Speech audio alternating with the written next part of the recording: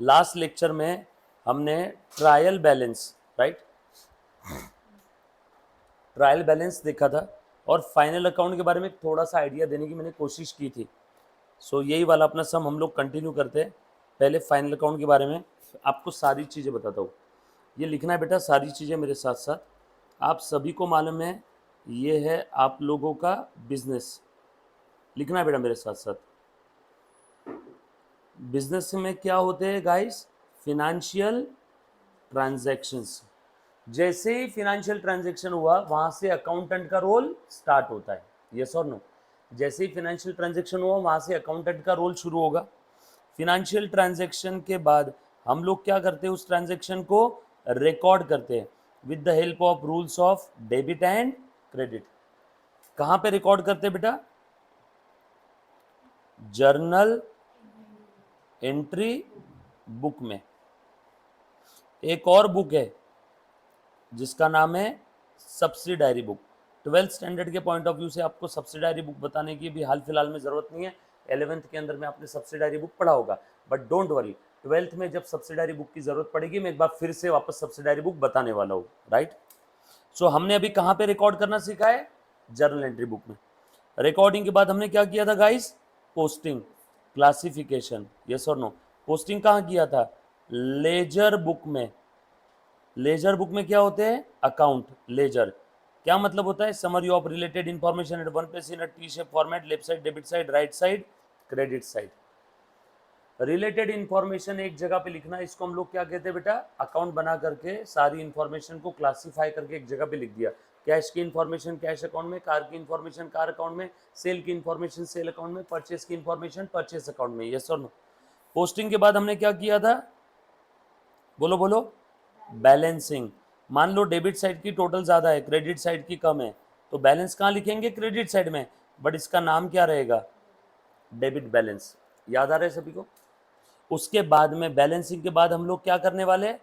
Trial balance बनाएंगे। Balancing के बाद क्या करेंगे? Trial balance. Trial balance is nothing but a list of, Munna please ध्यान देना, trial balance is a list of all the ledgers which you have prepared during the accounting period. बरोबर है? उन सारे लेजर्स की ये क्या है? एक लिस्ट है। इस लिस्ट में सारे डेबिट बैलेंस एक कॉलम में लिख देंगे, सारे क्रेडिट बैलेंस दूसरे कॉलम में लिख देंगे और ये टोटल टैली हो जाएगी। तो समझ जाना, आपका पूरे अकाउंटिंग में डेबिट और क्रेडिट हर बार इक्वल है। ट्रायल बैलेंस टैली है, इसका ये मतलब होता है कि अकाउंटिंग में आपका डेबिट और क्रेडिट इक्वल जा रहा है। डेबिट और क्रेडिट इक्वल जा रहा है। उसके बाद ट्रायल बैलेंस के बाद हम लोग क्या बनाते हैं बेटा? Final account. फाइनल अकाउंट में क्या क्या बनाएंगे? Trading account, profit and loss account, balance sheet. ये बात समझ में आ रही सभी को? ट्रेडिंग, P&L और बैलेंस शीट। ट्रेडिंग अकाउंट की मदद से मुझे ये समझ में आएगा मेरे धंधे में कितना ग्रॉस प्रॉफिट, अंदाज प्रॉफिट या लॉस कितना है, अंदाज प्रॉफिट या अंदाज लॉस कितना है। P&L से मुझे नेट प्रॉफिट या नेट लॉस समझ में आ जाएगा। नेट प्रॉफिट, PT प्रॉफिट आप पूरा लिखोगे PROFIT, या फिर इससे ये समझ में आ जाएगा नेट लॉस कितना है। और बैलेंस शीट से मुझे मेरे बिजनेस की फिनेंशियल पोजीशन समझ में आएगी, left side liability side, right side asset side, yes और नो? सर अब ये अंदाज प्रॉफिट और नेट प्रॉफिट में क्या फर्क है जरा बता दो। बता दो। जैसे मान लो फॉर एग्जाम्पल आपने एक पेन परचेस किया, कितने रुपए का बताओ तो जरा? 10 रुपए का। उस पेन को आपने बेच दिया कितने रुपए में? 15 रुपए में। बोल प्रॉफिट कितना हुआ? वेरी गुड, यहाँ पे प्रॉफिट हो गया 5 रुपए। बट बाद में आपको रियलाइज हुआ कि इस पेन को बेचने के लिए मैंने 10 कॉल किए थे, वो 10 कॉल का जो मेरा रिचार्ज मैंने करवाया था उसका मेरा खर्चा आया 2 रुपए। अब बता नेट प्रॉफिट कितना हुआ? 3 रुपए। बाद में आपको समझ में आया कि अरे यार इस पेन को बेचने के लिए मैं दर दर घुमा हूँ, ट्रैवलिंग एक्सपेंस आया, कॉलिंग का एक्सपेंस आया, एक एम्प्लॉय था उसको सैलरी दी, तो वो सारे खर्चे हो गए, इनडायरेक्ट एक्सपेंसेस। ये कितने हो गए आपको समझाने के लिए? 2 रुपए। तो बताओ अब नेट प्रॉफिट कितना हुआ? 3 रुपया, यस और नो? सो माल खरीदा, माल बेचा, अंदाज अंदाज जो प्रॉफिट आया वो कितना आया 5। बट बाद में आपने जब बाकी के खर्चे माइनस किए, जैसे आप लोग भी तो ये अंदाज लगाते होंगे ना कि अरे यार सर का क्या खर्चा लग रहा है, एक बच्चे से सर ले रहे 30,000 रुपये, 5 बच्चे का 1.5 लाख, तो सर का खर्चा कितना होगा, इलेक्ट्रिसिटी रेंट। सिर्फ उतने खर्चे नहीं होते, बाकी इनडायरेक्ट एक्सपेंसेस बहुत सारे होते हैं, है ना। बाकी इनडायरेक्ट एक्सपेंसेस के अंदर में स्टाफ की सैलरी, डिप्रिसिएशन, डिप्रिसिएशन कार का भी, डिप्रिसिएशन कैमरे का भी, डिप्रिसिएशन सिस्टम का भी, डिप्रिसिएशन बिल्डिंग का भी, ओन बिल्डिंग है तो यस और नो। उसके बाद में सबसे इंपॉर्टेंट सैलरी, 60-65 हज़ार रुपये पर मंथ की सैलरी जाती है सभी स्टाफ की मिला करके और फैकल्टीज की मिला के। तो जब आप इनडायरेक्ट एक्सपेंसेस जोड़ लेते हो तो आपका प्रॉफिट देखो बढ़ा या कम हुआ, कम हो गया। तो इनडायरेक्ट एक्सपेंसेस का इफेक्ट देने के बाद आपका क्या आया, नेट प्रॉफिट। पहले से बस आपने इतना अंदाज लगाया था, 10 का खरीदा, 15 में बेच दिया, भाई साहब 5 रुपए का प्रॉफिट। बट ये कौन सा प्रॉफिट है, अंदाज प्रॉफिट। अंदाज क्यों, क्योंकि अभी तक आपने इसके अंदर में इनडायरेक्ट एक्सपेंसेस का इफेक्ट नहीं दिया, तो ये अंदाज प्रॉफिट है। अंदाज प्रॉफिट कहां समझ में आता है बताओ, ट्रेडिंग अकाउंट। और नेट प्रॉफिट नेट लॉस कहां समझ में आएगा, profit and loss account. Yes और नो, ये क्लियर है, पक्की बात। चलू यहां से आगे, पक्का। सो अब ध्यान से सुनना, अब मैं आपको क्या बताने जा रहा हूं, ट्रेडिंग अकाउंट क्या होता है, प्रॉफिट एंड लॉस अकाउंट क्या होता है, और बैलेंस शीट क्या होती है। ये फाइनल अकाउंट के ही 3 कंपोनेंट है। फाइनल अकाउंट जनरली कब प्रिपेयर करते हैं, at the end of the period. फिर से एक बार, फाइनल अकाउंट कब प्रिपेयर करते हैं, generally at the end of the period. कौन सा period, accounting period. Final account generally साल के आखिरी में, अकाउंटिंग ईयर के एंडिंग में हम लोग फाइनल अकाउंट प्रिपेयर करते हैं। फाइनल अकाउंट क्यों प्रिपेयर करते हैं बताओ, क्यों प्रिपेयर करते हैं, टू नो द प्रॉफिट और loss, to know the financial position of the business. Yes और नो। प्रॉफिट लॉस कहां से समझेगा, प्रॉफिट लॉस समझ में आएगा ट्रेडिंग पी एंड एल से। फाइनेंशियल पोजीशन कहां से समझ में आएगी, बिजनेस की औकात यानी लायबिलिटी और असेट, बैलेंस शीट से। सो ये 2 सवालों के जवाब हमें फाइनल अकाउंट से मिलते हैं। और फाइनल अकाउंट में पूरे साल भर की समरी रहती है। सोचो पूरे साल भर के आपके 50,000 ट्रांजेक्शन का जर्नल एंट्री बुक इतना मोटा हो गया, फाइनल अकाउंट 2-3 पन्नों में खत्म हो जाता है। मतलब ये फाइनल अकाउंट समराइज रिजल्ट है क्या of whole the accounting period, yes और नो। सो ये समरी रिपोर्ट है, ऐसा समझो। मुझे एक बात बताओ, जो टॉप लेवल पे मैनेजमेंट बैठी है वो इतना बड़ा पोथी पुराण journal entry book ledger book पढ़ते बैठेगी या फाइनल अकाउंट देखेगी डायरेक्टली, उनके पास इतना समय नहीं है, वो फाइनल अकाउंट देखेंगे। मैनेजमेंट को जैसे जैसे मैनेजमेंट का लेवल ऊपर ऊपर होते जाता है वैसे वैसे उनकी रिपोर्ट की साइज छोटी होती जाती है। मुकेश अंबानी के पास इतना टाइम है क्या कि यहाँ पे पुणे में जो आर सेंट्रो का जो उसका मॉल है, उस मॉल का रिजल्ट देखने के लिए यहाँ पे आकर के बैठे रोज कौन कितना क्या कर रहा है, कितनी कमाई हो रही है, नो। वो डायरेक्टली साल के आखिरी में यहाँ के आर सेंट्रो का क्या देखेगा, पीएनएल अकाउंट और बैलेंस शीट। बस वो इतना देख लेगा और देखेगा यहाँ से कितना प्रॉफिट लॉस हुआ, बाकी उसको कोई लेन देन नहीं है, रोज के खर्चे कितनी सैलरी दे रहे, नो। डायरेक्ट वो देखने वाला है समरी रिपोर्ट। कुछ बात समझ में आई कि जर्नल एंट्री बुक का इतना बड़ा गट्ठा भेजेंगे मुकेश अंबानी को, ये लो 10 आप देख लो पढ़ लो, उसके पास इतना समय नहीं है। एक पन्ने की रिपोर्ट एक साल में, एक साल की रिपोर्ट एक पन्ने के अंदर में, यस और नो। कुछ बात समझ में। तो हम लोग generally at the end of the accounting period, ये सारी चीजें होने के बाद साल के आखिरी में क्या बनाते हैं, final account. To know the operating result of the business, मेरे साथ साथ बोलो, मेरे साथ साथ बोलो, to know the operating result of the business, यानी धंधे में प्रॉफिट है या लॉस है जानने के लिए, बरोबर है। एंड टू नो, ये ऑपरेटिंग रिजल्ट यहां से समझ में आएगा ट्रेडिंग पीएनएल दोनों से। And to know the financial position of the business, yes और नो। ये बात समझ में आई सभी को, पक्की बात। अब मैं देखो एक्चुअल में होता क्या है, फाइनल अकाउंट वो बनाने जा रहा हूं, ध्यान से सुनना बेटा सब लोग। सबसे पहले हम लोग सीखेंगे ट्रेडिंग अकाउंट क्या होता है, then PnL, then balance sheet. देखो मैं यहाँ पे फॉर्मेट बना रहा हूँ ट्रेडिंग अकाउंट का, ये मैंने लिख दिया ट्रेडिंग अकाउंट, और ये पूरे साल के लिए है, पूरे साल के लिए है। इसका मतलब क्या है हिंदी भाषा में आपको बताता हूँ, 2 मिनट में रुको। फॉर द ईयर एंडेड, मान लो ईयर एंड है 31 मार्च 2024, ईयर एंड 31 मार्च 2024 है।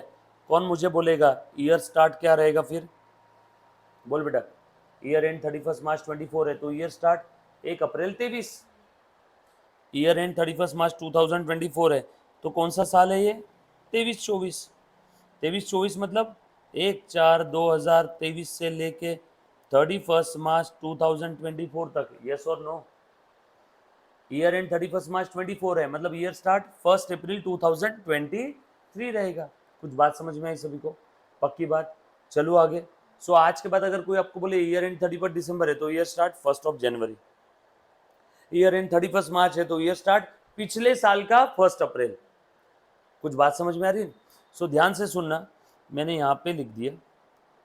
अभी देखो, ट्रेडिंग अकाउंट के अंदर में डेबिट साइड में और क्रेडिट साइड, पहले तो एक चीज समझ लो, ट्रेडिंग अकाउंट ये नॉमिनल अकाउंट है। सर नॉमिनल अकाउंट मतलब जिसके डेबिट में खर्चे, एक्सपेंस, लॉसेस, और क्रेडिट में क्या होता है, इनकम एंड गेन। सो अगर किसी को पता नहीं होगा तो मैं आपको एक चीज बता दूं, जब आप ट्रेडिशनली अकाउंट्स को क्लासिफाई करते थे, ट्रेडिशनली, तो अकाउंट्स के कितने टाइप थे मोटा मोटी तौर पे? 2, पर्सनल और इम्पर्सनल। ट्रेडिशनली जब आप अकाउंट्स को क्लासिफाई करते थे, अकाउंट्स के कितने टाइप होते हैं? जैसे हमने देखा ना, asset, drawing, debtors, expense, losses, ये 5 और अपोजिट 5। ट्रेडिशनली कितने टाइप के होते थे? 2, पर्सनल, इम्पर्सनल। इम्पर्सनल में और 2, रियल और नॉमिनल अकाउंट्स। तो सर डायरेक्ट बोल दो ना, personal account, real account, nominal account, चलेगा। पर्सनल अकाउंट में कौन कौन से अकाउंट आते हैं? नाम में तो मीनिंग है पर्सनल में, सारे पर्सन्स के अकाउंट। सर पर्सन मतलब कौन से? दोनों भी, natural and artificial. Artificial person का एग्जांपल दे, बैंक, कंपनी, बरोबर है ना, trust, hospital, institute of chartered accountant of India, institute of company secretaries of India, ICICI bank, Reliance company, yes और नो? ये सब आर्टिफिशियल पर्सन है जो पैदा हुए हैं अंडर लॉ। और हम आप लोग कौन है? नेचुरल पर्सन जो पैदा हुए हैं नेचुरली। सो एक आर्टिफिशियल पर्सन होता है जिसका बर्थ होता है under law, due to law. जैसे association of person, labour union है ना, आपका रिक्शा वालों का association, doctors association, engineers association, bank, AOP, BOI, BOI body of individual. अपना ये ले लो, क्या नाम है इसका, local authority, like PCMC, Pimpri Chinchwad Mahanagar Palika, या पीएमसी, पुणे म्यूनिसिपल कॉर्पोरेशन, ये सब आर्टिफिशियल पर्सन है। आप बोलते हो ना पीएमसी से पैसा लेना है, पीएमसी को देना है, पीएमसी को टैक्स दिया, पीएमसी कोई नेचुरल पर्सन है क्या? No, artificial person. बट छोड़ो ना, चूल्हे में जाने दो, अपने को क्या, अकाउंटिंग सब्जेक्ट में पर्सनल अकाउंट में कौन कौन से पर्सन आ गए? All natural and artificial. इसका मतलब क्या है? अकाउंटिंग में नेचुरल पर्सन हो, आर्टिफिशियल पर्सन हो, दोनों को सेम दर्जा है। अकाउंटिंग करते वक्त दोनों में कोई फर्क नहीं है। मैंने अगर मान लो बाहुबली को उधार दिए तो मैं बोलूँगा Baahubali account debit to cash. मैंने अगर पीसीएमसी को पैसा उधार दिया तो मैं लिखूंगा PCMC account debit to cash. कोई फर्क है दोनों में? सो आज नेचुरल पर्सन हो चाहे आर्टिफिशियल पर्सन हो, अकाउंटिंग में कोई चेंज नहीं। उसके बाद रियल अकाउंट में क्या आता है? All assets. क्या बोला मैंने? रियल अकाउंट में कौन से अकाउंट्स आते हैं? सारे एसेट्स के अकाउंट। ये ट्रेडिशनल क्लासिफिकेशन है। ट्रेडिशनली आप अकाउंट्स को ऐसे क्लासिफाई करते थे, सारी assets, but except personal account. जो एसेट ऑलरेडी पर्सनल अकाउंट में आ गई वो फिर से रियल में आएगी क्या? एक ही जगह क्लासिफाई होगा ना, यस और नो? सर ऐसी कौन सी एसेट है जो पर्सनल अकाउंट में आ जाती है? डेटर। डेटर हर वो पार्टी या पर्सन जिससे मुझे पैसे लेना है। डेटर यानी हर वो पार्टी या पर्सन जिससे मुझे पैसे लेना है। तो डेटर ये पर्सनल अकाउंट है, डेटर ये असेट भी है। अब तुम मुझे एक बात बताओ, डेटर को तुम रियल अकाउंट में असेट में लिखोगे कि पर्सनल में? यहां तो मैंने लिख ही दिया है ना, सारी असेट्स रियल में आती है, बट वो असेट्स रियल में नहीं आती है जो ऑलरेडी पर्सनल में आ गई। इसलिए मैंने लिख दिया एक्सेप्ट, सोडून, ते सोडून, एक्सेप्शन, यस और नो? तो एक्सेप्ट पर्सनल, जो असेट ऑलरेडी पर्सनल में आ गई, जैसे बिल रिसीवेबल असेट है, डेटर असेट है, असेट होने के बावजूद भी ये रियल में नहीं आते। क्यों? क्योंकि ऑलरेडी ये कौन से कैटेगरी में जाके बैठ गए?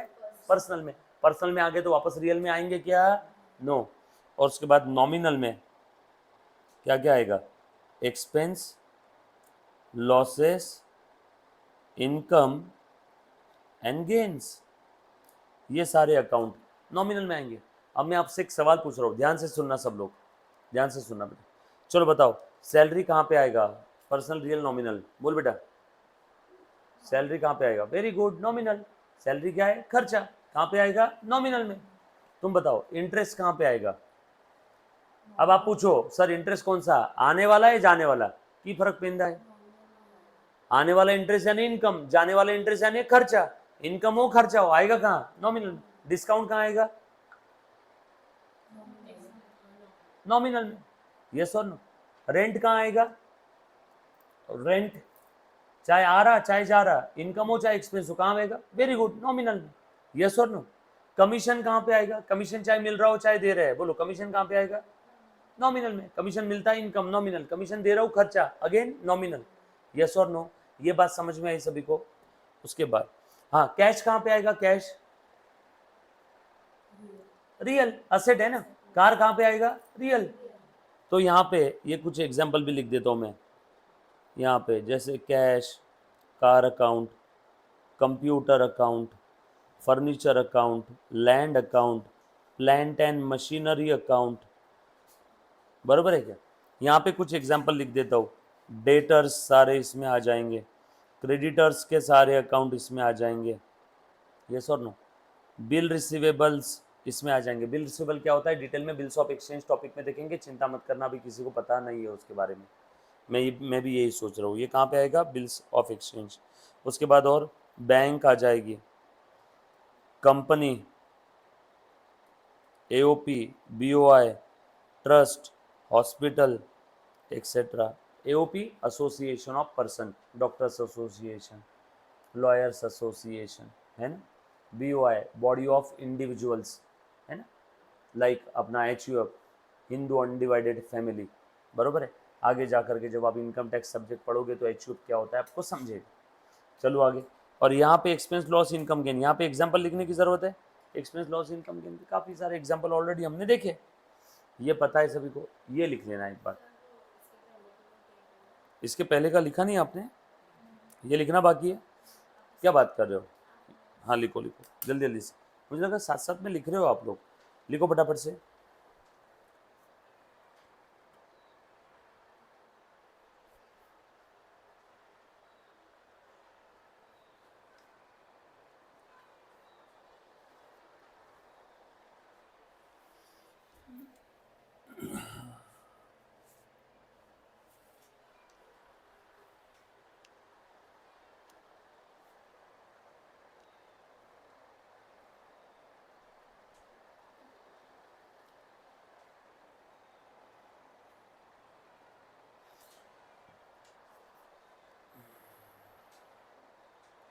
लिखा बेटा सभी ने? लिखो आराम से लिखो, हाँ कोई गए नहीं, अपने के पास बहुत समय है, 1-2 साल टाइम है अपनी एग्जाम को।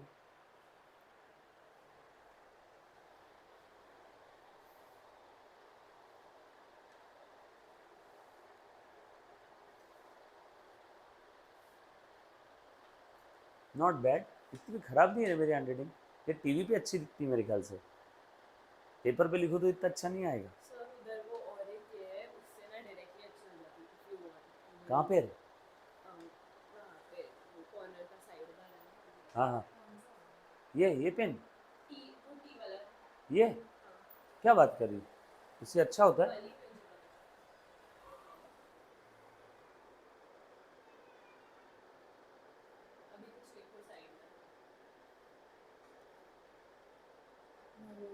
ये तो इससे टेक्स्ट आ रहा है।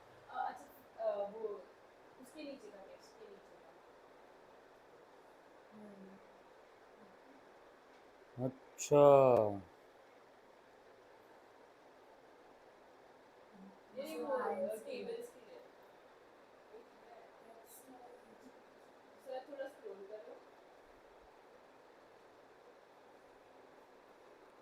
ये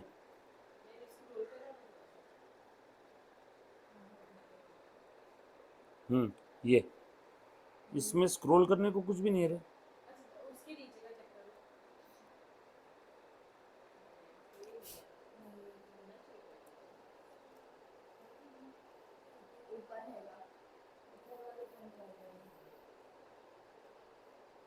अच्छा, वाह यार, नई चीज़ पता चली। अच्छा, इसको उठा उठा के इधर उधर रखना है तो थैंक यू। अब नेक्स्ट टाइम से कोई भी सेम फॉर्मेट ऐसा है, मैं खट से कॉपी करके दूसरी जगह रखूँगा और आप लोगों से बार बार लिखवाऊँगा। वो उसके नीचे का ट्राई करो। इसके नीचे कुछ है नहीं। वो जो पेंसिल सिलेक्ट की है ना उसके नीचे का, उसके ये नीचे। ये तो इरेजर है। अच्छा, एंड वो सबसे ऊपर फर्स्ट वाला जो है, नहीं उसके नीचे वाला। ये तो हॉरिजॉन्टल हो गया सारी चीज़ें। जैम बोर्ड में मुझे कल ही पता चला, मैंने पहली बार सैमसंग की ये बताई जैम बोर्ड। बताओ बताओ, मेरे को अच्छा कुछ रहा ना तो मेरे को बिल्कुल बता दिया करो। आई एम ऑलवेज ये रेडी कौन टू से लर्न ऐप है? New thing. ये टच नोट। सैमसंग का है। टच नोट नहीं नहीं, सैमसंग का नहीं है, ये वाला है। डाउनलोड किया हुआ है। नहीं, पेड है।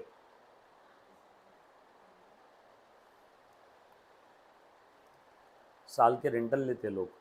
बाकी फ्री वाले भी है बहुत सारे, बट फ्री वाले में अपनी लिखी हुई नोट, सैमसंग नोट्स में भी होता है ना, इसमें सैमसंग नोट।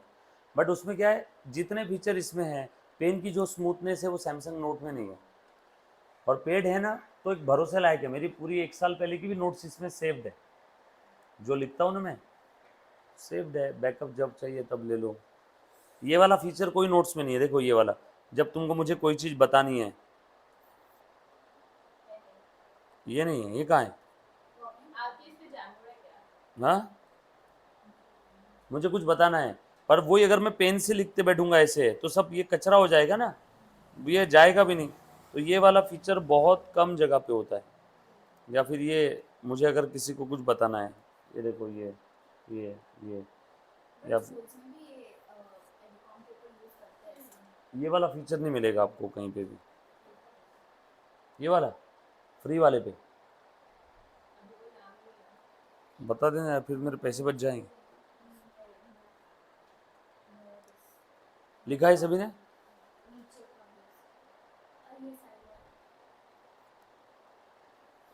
ये लिख लो। ये लिखा बेटा, आपका लिखा हो, लिखना हुआ पूनम?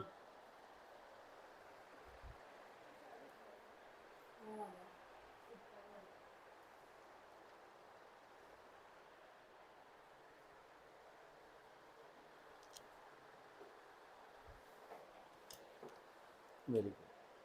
ट्रेडिशनली हम लोग कैसे क्लासीफाई कर सकते हैं वो भी इसमें लिखो, personal, impersonal, then personal, real, nominal.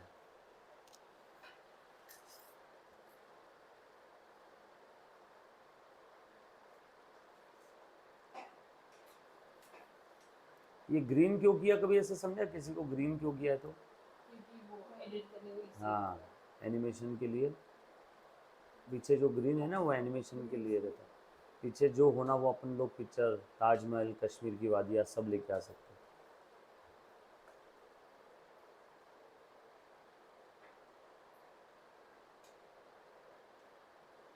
लिखो, लिखते लिखते थोड़ी सी स्पीड बढ़ाओ। लिख लिया रे ना? Very good. ये वाला लिखो, मुझे उधर का लिखो। लिखो।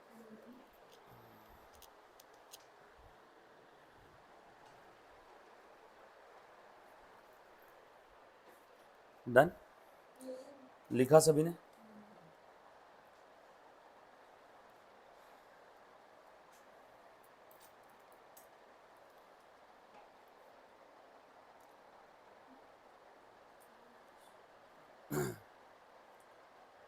जहाँ कहीं पे भी जो चीज़ नहीं समझ में आई प्लीज़ एक बार पूछना।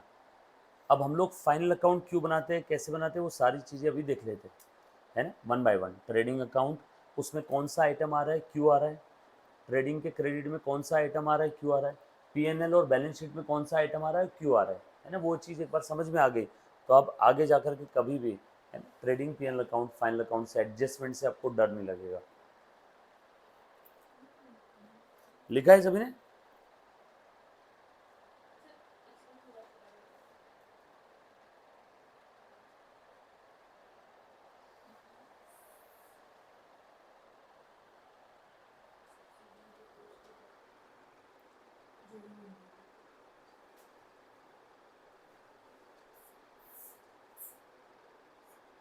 ठीक है, दिख रहा है क्या सभी को? डन।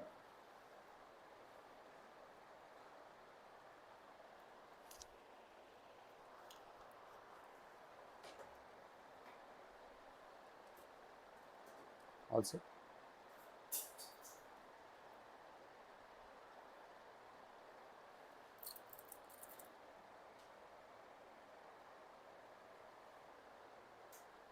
परफेक्ट।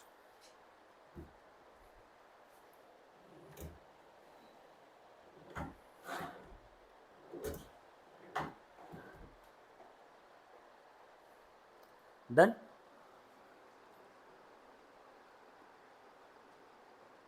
अल्पना जल्दी लिखना। घबराती है सानी।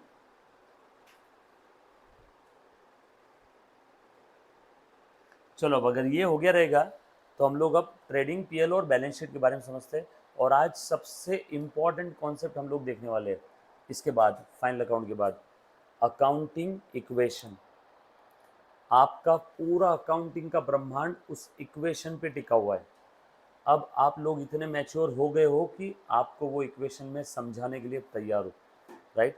पहले एक बार फाइनल अकाउंट के बारे में बताता हूँ, उसके बाद इक्वेशन। अच्छा, ये जो भी हमने अब तक पढ़ा है ना मुन्ना, ये सारी चीज़ें आपने 11th में कई बार पढ़ ली होगी। ये बस एक वो बेसिक्स है जो 12th का अकाउंट स्टार्ट करने के लिए ज़रूरी है। ऐसा टेंशन मत लेना कि सर 11th का कंप्लीट नहीं हुआ तो 12th का अकाउंट आएगा क्या, बिल्कुल आएगा। अब ये बेसिक आपको बताने के बाद अब आपको सीए फाइनल का भी अकाउंट समझ में आएगा। ये ही बेसिक हर जगह पे है। सारे 11th के टॉपिक कॉपी पेस्ट थोड़ी है 12th में, यस और नो। जो बेसिक की जरूरत थी वो हमने देख लिया। फाइनल अकाउंट के बारे में बताऊंगा, अकाउंटिंग इक्वेशन के बारे में बताऊंगा और एडजस्टमेंट के बारे में बताऊंगा। एडजस्टमेंट होती क्या है, बच्चे जबरदस्ती डरते रहते इससे कि एडजस्टमेंट्स बहुत सारी एडजस्टमेंट्स है।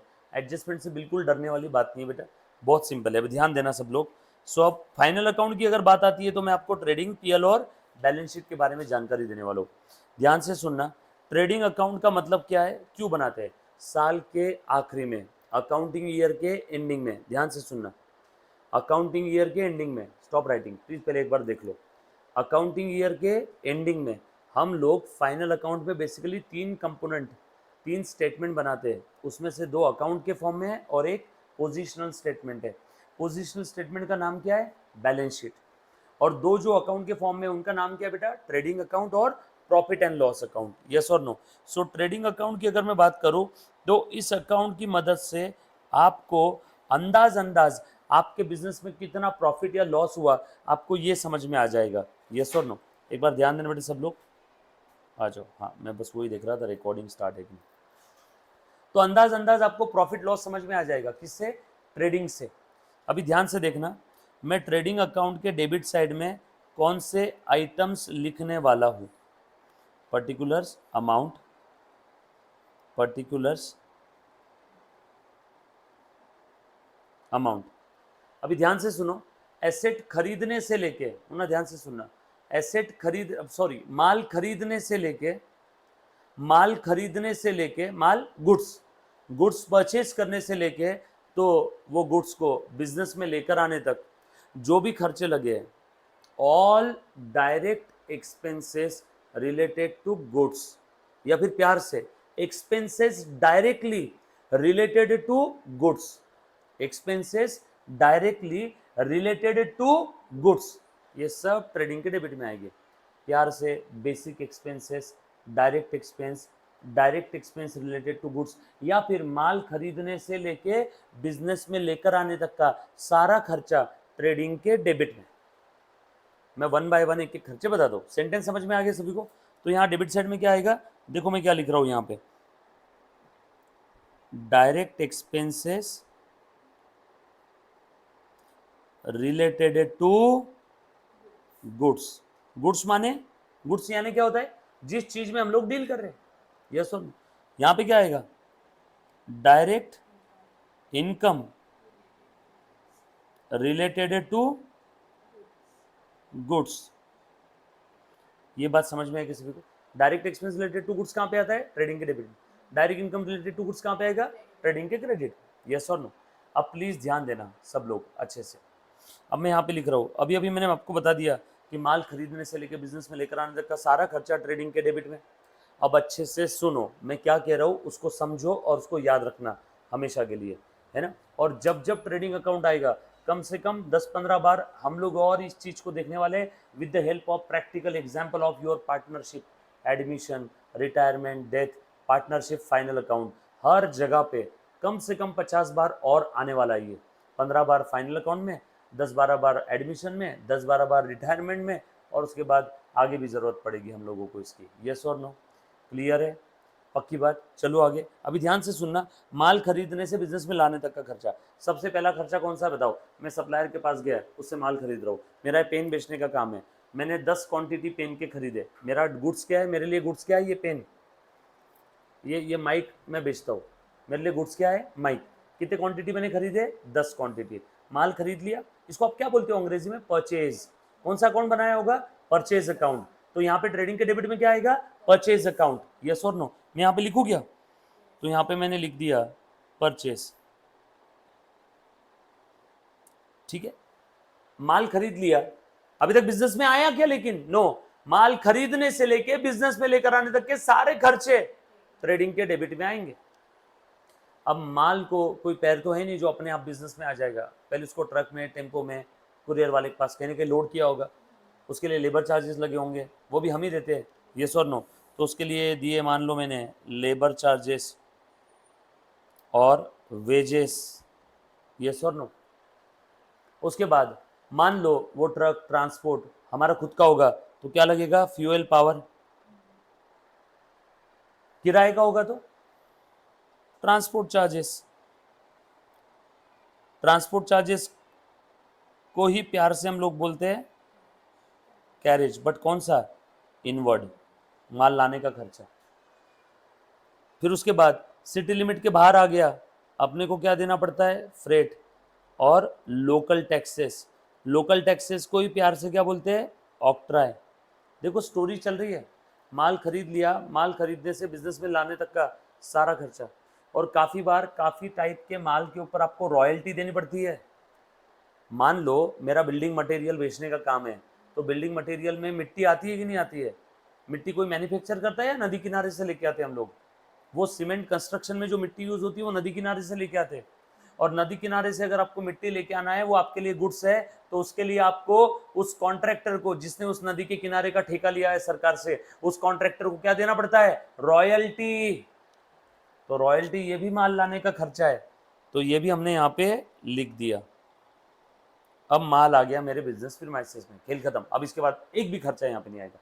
माल बिजनेस में आ गया, माल गोडाउन में रख दिया, खेल खत्म।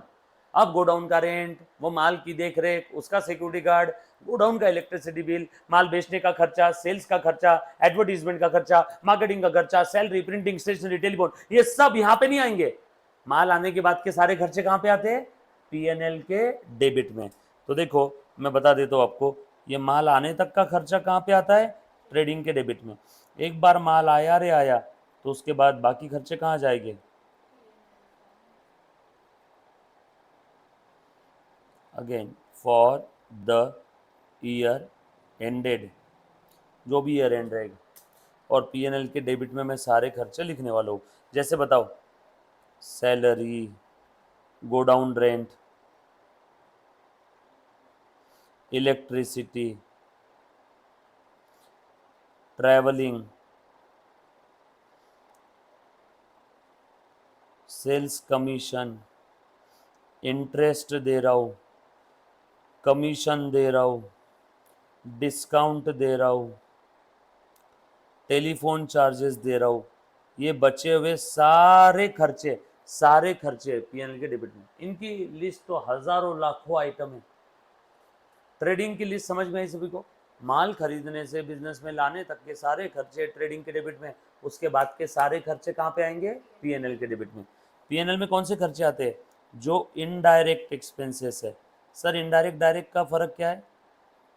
डायरेक्ट एक्सपेंस जो डायरेक्टली माल से रिलेटेड है, यहाँ पे जैसे कि ये परचेस डायरेक्टली माल से रिलेटेड है, माल को खरीदने के लिए, माल को उठा के ट्रक में रखने के लिए, माल को उठा के ट्रक में रखने के लिए।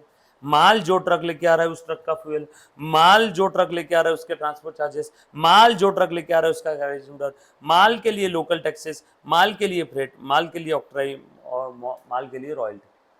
ये सब direct expenses related to goods है। या गावरान भाषा में इतना ध्यान रखो, माल खरीदने से बिजनेस में लेकर आने तक का सारा खर्चा ट्रेडिंग के डेबिट, उसके बाद के बचे हुए सारे खर्चे पीएनएल के डेबिट में। बोलो ऑक्ट्राई, ये अपना लोकल टैक्स पीएमसी पीसीएमसी लेती है ना आप लोगों से।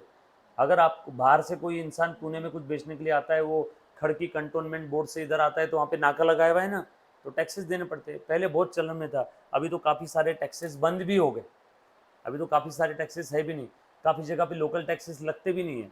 पहले बहुत था, पहले एक गांव से दूसरे गांव में अगर आपको माल बेचने जाना है तो उस दूसरे गांव के बाहर में, उस गांव के बाहर में जो नाका रहता था ना, वहाँ पे आपको नाका भाड़ा देना पड़ता था और लोकल टैक्सेस या ऑक्ट्राई देना पड़ता था। ये कहाँ से शुरू हुआ मालूम है? पहले राजाओं का राज्य हुआ करता था। मान लो कोई दूसरे राज्य से कोई दूसरे राजा का इंसान अपने राज्य में कुछ बेचने के लिए आता है तो उसको इस देश के राजा को कुछ गिफ्ट देना पड़ता था। यस और नो? मान लो मैं अभी हूँ यहाँ पे, क्या कहते हैं उसको, राजस्थान के कोई राज्य में हूँ, यहाँ का कोई जो किंग है वो अलग है। अब मुझे महाराष्ट्र में जाकर के कुछ बेचना है तो महाराष्ट्र का किंग कौन है? मान लो शिवाजी महाराज, बरोबर है। तो मैं जब महाराष्ट्र में बेचने जाऊँगा तो महाराष्ट्र के राजा को मुझे कुछ पहले भेंट वस्तुएं देनी होगी, कुछ गिफ्ट देना होगा, और ये मान सम्मान के लिए देते थे। यस और नो? और उसके बाद मैं उस राज्य में भी जाके मैं मेरा माल बेच सकता था। महाराष्ट्र से किसी को राजस्थान में आना है तो राजस्थान के किंग को कुछ गिफ्ट देना पड़ता था। तुम भैया हमारे एरिया में आके माल बेच रहे हो तो हमें तो कुछ दो। तो ठीक उसी प्रकार से वहाँ से लोकल टैक्सेस चालू हुए। दूसरे सिटी का कोई इंसान इस सिटी में आके माल बेचना चाहता है तो इस सिटी के बॉर्डर के पहले नाका भाड़ा लगता था, तो वहाँ पे उसको क्या देना पड़ता था? ऑक्ट्राई, नाका देना पड़ता था, नाका। यस और नो? क्लियर है? तो ये सारे खर्चे, माल बिजनेस में लेकर आने तक के सारे खर्चे ट्रेडिंग के डेबिट में आने वाले हैं। कहाँ पे आएंगे बेटा सारे खर्चे? ट्रेडिंग अकाउंट के डेबिट में। यस और नो? अब उसके बाद में, अब ट्रेडिंग के मैं अगर बात करूं क्रेडिट साइड की, तो इसमें क्या आएगा? Direct income related to goods, जैसे कि ध्यान से सुनना, सेल्स,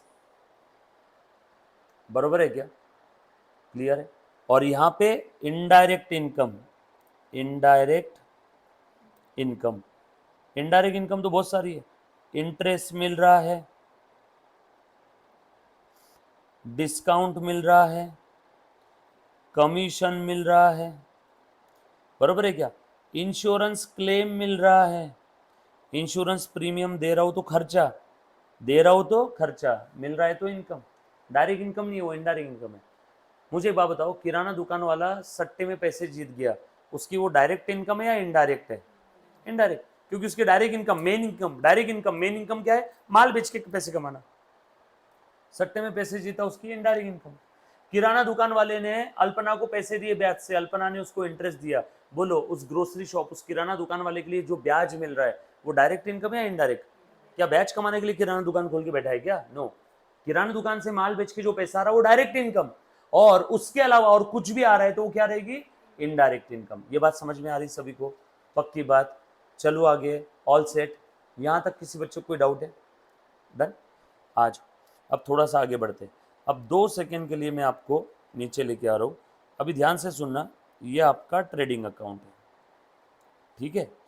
ध्यान दो, ध्यान दो, ये आपका ट्रेडिंग अकाउंट है, ये आपने माल खरीदा।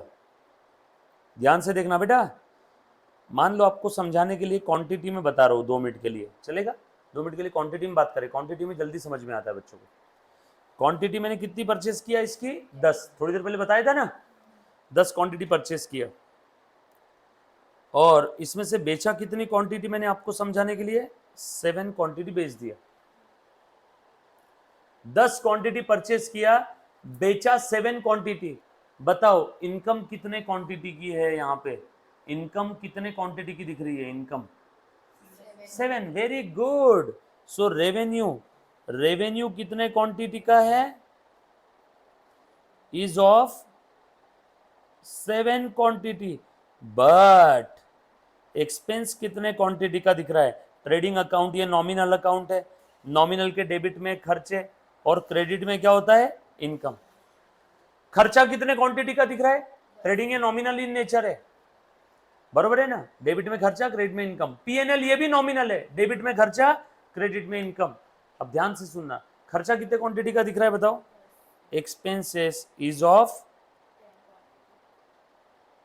अरे रे रे रे रे रे रे रे, इसे देख के रेवेन्यू मैचिंग कॉन्सेप्ट की आंखों में आंसू आ गए। वो कॉन्सेप्ट बोल रहा भैया यहाँ तो मेरा दिल टूट गया। कैसे? इनकम दिख रही है 7 क्वांटिटी की, उसके अगेंस्ट तुमने ट्रेडिंग के डेबिट में खर्चा कितने क्वांटिटी का लिखा? 10 क्वांटिटी का। आप बताओ ये सही है गलत है? अरे बाबा, रेवेन्यू मैचिंग कॉन्सेप्ट क्या कहता है? रेवेन्यू मैचिंग कॉन्सेप्ट कहता है expense of particular period should match with the revenue of same particular period। क्या बोला बेटा इसने? Expense of particular period should match with the revenue of same particular period. Yes और नो? अब यहाँ पे बताओ मैचिंग कॉन्सेप्ट फुलफिल हो रहा है क्या? अरे भैया जब यहाँ पे खर्चा 10 क्वांटिटी का दिख रहा है, income revenue income revenue income revenue कितने क्वांटिटी का दिख रहा है? 7। सो इनकम दिख रही 7 क्वांटिटी की, खर्चा आपने दिखा दिया 10 क्वांटिटी का। सही है क्या ये? अब बताओ क्या करना चाहिए अपन ने मैचिंग करने के लिए? जितने क्वांटिटी का खर्चा है उतने क्वांटिटी की इनकम, या जितने क्वांटिटी की इनकम है उतनी क्वांटिटी का खर्चा दिखाना चाहिए। बोल मैं क्या करूं अल्पना? और 3 बेच दो सर तो मैच हो जाएगा। सेल आपने अभी 7 किया, एक काम करो और 3 क्वांटिटी बेच दो तो हो गया ना। अब किसको बेचूं ये बता? राह चलते लोगों के सर पे गन लगा के बोलूं ए 3 क्वांटिटी खरीद, मेरा रेवेन्यू मैचिंग कॉन्सेप्ट फुलफिल नहीं हो रहा है, चल जल्दी खरीद। 10 क्वांटिटी मैंने खरीदा था, 7 मैंने बेच दिया, 3 और बेचने का बाकी है, चल जल्दी खरीदने तो गोली मारता हूँ। सेल जबरदस्ती बढ़ा सकते हैं क्या? इस ब्रह्मांड में कोई भी इंसान सेल को अपने हिसाब से बढ़ा सकता है क्या? नो। ऐसा रहता तो हर कोई मुकेश अंबानी होता। सेल को जबरदस्ती आप इंक्रीज कर सकते हो क्या?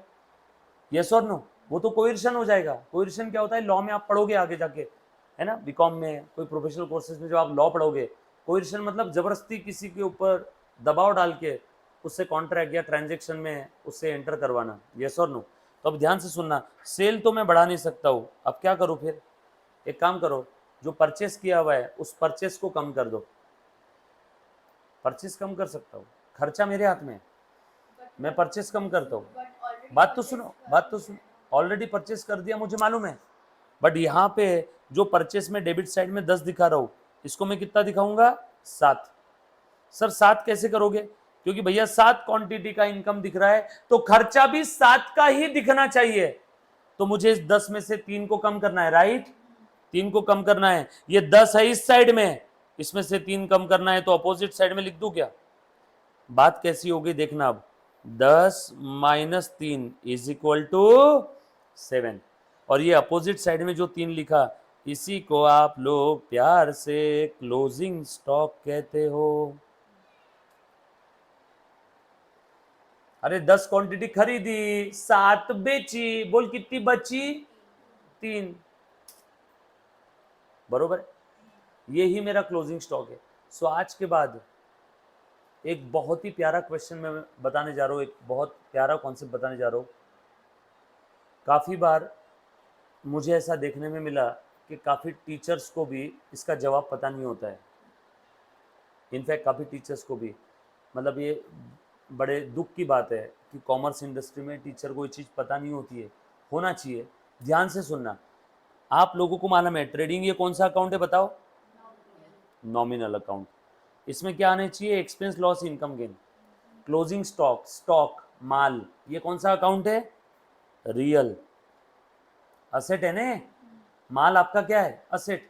तो मेरा एक छोटा सा सवाल है, क्लोजिंग स्टॉक ये असेट है, रियल है, तो ये रियल होने के बावजूद नॉमिनल में क्या कर रहा है? मैं काफ़ी बार, जो बच्चों का 11-12 कॉमर्स हो जाता है, जिनको अकाउंट्स में 100 ऑन 100 मिलते हैं, मैं उन बच्चों को एक सवाल पूछता हूँ। पहला सवाल मेरा रहता है, बता मुन्ना ट्रेडिंग अकाउंट कौन सा अकाउंट है? वो चीख के बोलता है नॉमिनल। फिर मैं उसको पूछता हूँ क्लोजिंग स्टॉक कौन सा अकाउंट है? तो बोलता है रियल। और मेरा तीसरा सबसे मेन सवाल, जिसका जवाब काफ़ी लोगों को नहीं आता है, कि ट्रेडिंग नॉमिनल है, क्लोजिंग स्टॉक रियल है, तो ट्रेडिंग अकाउंट में तो सारे नॉमिनल अकाउंट आने चाहिए थे ना, लाइक आपका सेल, लाइक आपके खर्चे, इनकम। तो इस नॉमिनल अकाउंट में रियल अकाउंट को क्यों दिखाया गया है? रियल अकाउंट कहाँ पे आने चाहिए? बैलेंस शीट में। असेट कहाँ होती है? बैलेंस शीट में। एसेट कहाँ होती है? बैलेंस शीट में। तो यहाँ पे ट्रेडिंग अकाउंट में नॉमिनल में रियल क्या कर रहा है? तो इसके पीछे का करेक्ट लॉजिक है, just because of revenue matching concept, expense of particular period should match with the revenue of same particular period. जो कि यहाँ पे रेवेन्यू 7 क्वांटिटी का है लेकिन खर्चा 10 क्वांटिटी का दिख रहा है, जो कि आपने अभी बताया था, लेकिन सर वो तो हमने ऑलरेडी परचेस कर दिया, दुकानदार को जाके तो वापस नहीं कर सकते ना। तो एक काम करो, इस खर्चे में से, इस परचेस में से 3 क्वांटिटी को क्या कर दो? कम कर दो। और ये जो हमने क्लोजिंग स्टॉक यहाँ पे दिखाया हुआ है ना, ये दिखाया जो क्लोजिंग स्टॉक है, इसको हम लोग क्या कहते हैं? It is an adjustment out of purchase। आज के बाद अगर आपसे कोई सवाल पूछे ट्रेडिंग अकाउंट नॉमिनल होने के बावजूद भी क्लोजिंग स्टॉक्स में रियल क्या कर रहा है, उसको बोलने इधर आ बैठ। उसके पीछे की वजह है revenue matching concept. Revenue matching concept कहता है कि इस पीरियड में रेवेन्यू अगर 7 क्वांटिटी का है तो खर्चा भी 7 का दिखना चाहिए। खर्चा तो ज़्यादा दिख रहा है, अब खर्चे को कम करना है तो अपोजिट साइड में लिखना है, और उस अपोजिट साइड में हम लोग उसे क्लोजिंग स्टॉक के नाम से दिखाते हैं। सो क्लोजिंग स्टॉक जो ट्रेडिंग में दिख रहा है वो और कुछ नहीं है, रेवेन्यू मैचिंग कॉन्सेप्ट के चलते परचेस से एडजस्ट किया है हमने। और अब ये क्लोजिंग स्टॉक ये कब सेल होगा? इस पीरियड में ये सेल नहीं हुआ। अब बताओ ये शायद ये कब सेल होगा? अब अगले पीरियड में। ऐसा बोलो ना, इस पीरियड में सेल नहीं हुआ तो शायद कब सेल होगा? अगले पीरियड में। मतलब ये 3 जो क्लोजिंग स्टॉक है ये कब सेल होगा? अगले पीरियड में। अब अगले पीरियड में जब ये सेल होगा मतलब इसको अगले पीरियड में लेके जाना होगा ना, और अगले पीरियड में जाने वाली एक ही चीज है, वो है बैलेंस शीट। धंधे में अजर हमारी एक ही चीज है, बैलेंस शीट। धंधे में अजर हमारी एक ही चीज है, कौन सी है बेटा वो चीज? Balance sheet. सो अगले पीरियड में इसको लेके जाना है तो आपके पास और कोई रास्ता नहीं है बैलेंस शीट में लिखने के अलावा। और ये असेट है तो कहाँ जाएगा? बैलेंस शीट के असेट साइड में। सर क्लोजिंग स्टॉक को 2 बार दिखाया, एक बार ट्रेडिंग में भी और एक बार बैलेंस शीट के असेट में। हाँ, सिस्टम कौन सा पढ़ रहे हैं हम लोग? Double entry. हर ट्रांजैक्शन के 2 पहलू, 2 अप्रोच, 2 एस्पेक्ट, 2 नजरिए हैं। उन्हीं 2 नजरियों को हम लोग डेबिट एस्पेक्ट और क्रेडिट एस्पेक्ट कहते हैं। हर ट्रांजैक्शन के कितने इफेक्ट होते हैं? 2, एक डेबिट इफेक्ट और एक क्रेडिट इफेक्ट। ये इफेक्ट कैसे मूव होते हैं, कैसे रन होते हैं, वो मैं आज बताने जा रहा हूँ। यस और नो?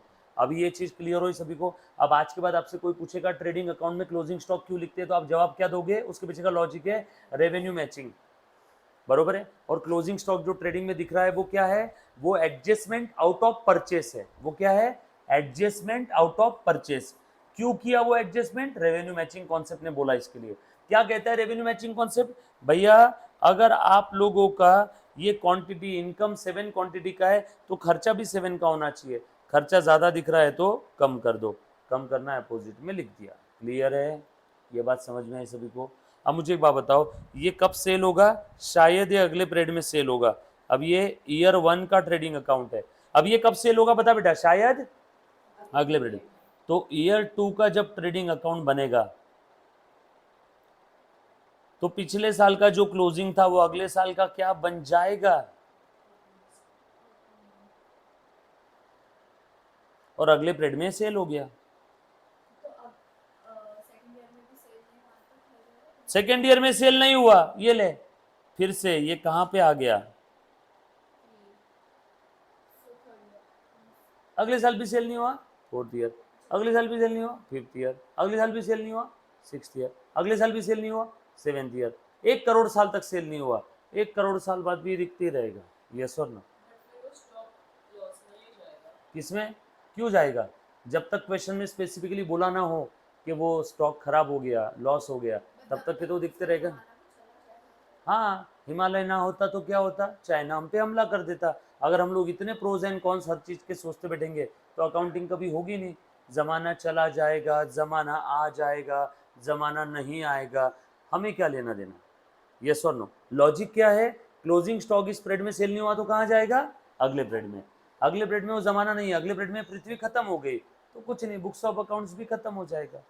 कभी कभी बच्चे कि नहीं स्टूडेंट बनते बनते साइंटिस्ट बन जाते हैं, तो प्लीज आप लोगों ने स्टूडेंट रहना है, साइंटिस्ट नहीं बनना है, राइट? क्लियर है? ये बात समझ में आई अल्पो? चल, अब तो यहाँ पे समझ में आया सभी को। तो ओपनिंग स्टॉक वैसे ही ईयर इसके भी पहले साल कोई होगा तो उसका ओपनिंग स्टॉक यहाँ पे आया होगा कि नहीं? सो ये इतना जो पिछले 10 मिनट से मैं डिस्कशन कर रहा हूँ वो बस आपको ये समझाने के लिए कि ट्रेडिंग अकाउंट के डेबिट में क्या दिखता है, ओपनिंग स्टॉक, और क्रेडिट साइड में यहाँ पे क्या दिखेगा, closing stock. Are you getting a point? Yes और नो?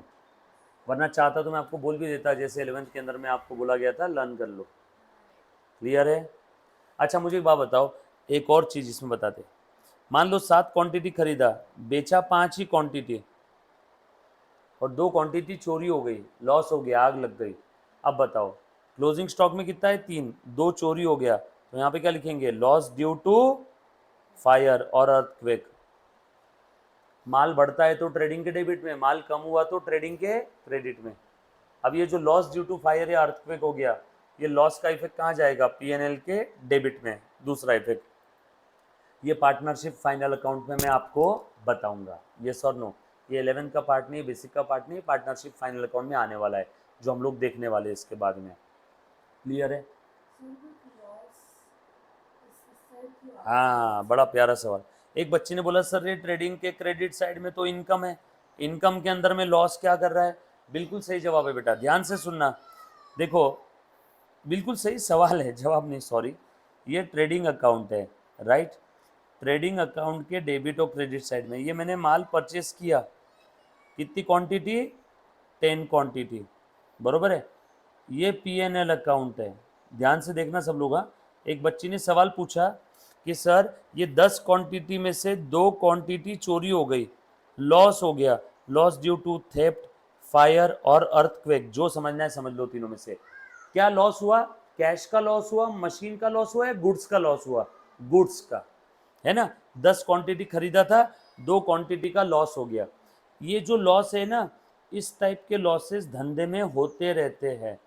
बड़े बड़े शहरों में छोटी छोटी बातें होती रहती है बाबू मुशाय, ये ऑपरेटिंग लॉस है। और ऑपरेटिंग लॉस कहाँ जाना चाहिए? ऑपरेटिंग लॉस जाना चाहिए पीएनएल के डेबिट में। ऑपरेटिंग लॉस की सही जगह क्या है?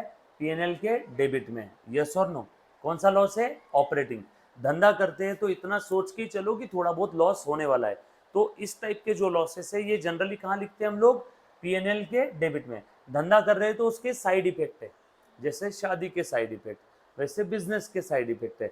छोटे मोटे लॉसेस होते रहते हैं, मैं हर लॉसेस को रोक नहीं सकता हूँ, ये मेरे कंट्रोल के बाहर है।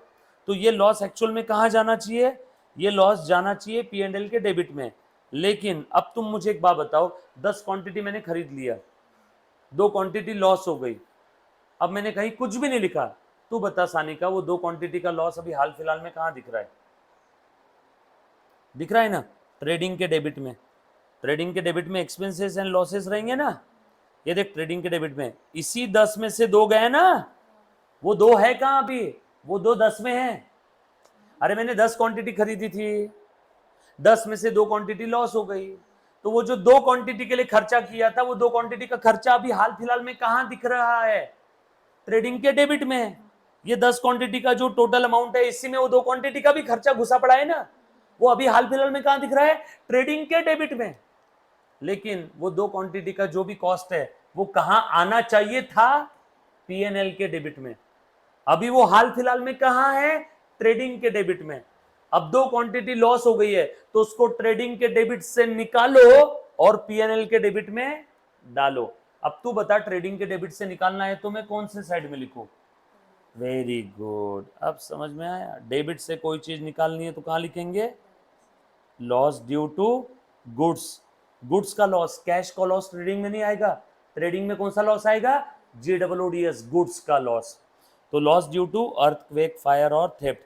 और इसको, इसका दूसरा इफेक्ट डबल एंट्री सिस्टम, कहाँ दिखाऊं? ट्रेडिंग से निकाल के कहाँ डालना है? पीएनएल के डेबिट में। अभी समझा? पक्का? चलो आगे।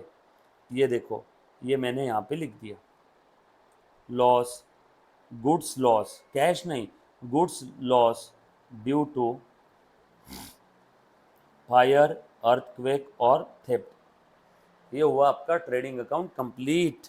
अब मुझे एक बात बताओ, ट्रेडिंग अकाउंट में कौन सा आइटम मैंने क्यों लिखा, कैसे लिखा, काय को लिखा, हर चीज के पीछे की वजह समझ में आई? वापस एक बार, माल खरीदने से लेकर बिजनेस में लेकर आने तक के सारे खर्चे ट्रेडिंग के डेबिट में, ओपनिंग स्टॉक ट्रेडिंग के डेबिट में, क्योंकि पिछले पीरियड में जो माल नहीं सेल हुआ शायद वो इस पीरियड में सेल होगा, इसलिए इस पीरियड के ट्रेडिंग के डेबिट में लिख दिया।